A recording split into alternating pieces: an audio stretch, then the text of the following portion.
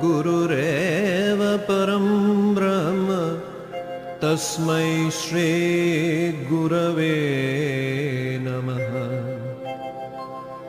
अखण्डमण्डलाकारं व्याप्तं येन चराचरं तत्पदं दर्शितं येन तस्मै श्री गुरवे नमः। अज्ञानतिमिरान्धस्य ज्ञानाञ्जनशलाकया चक्षुरुन्मीलितं येन तस्मै श्री गुरवे नमः।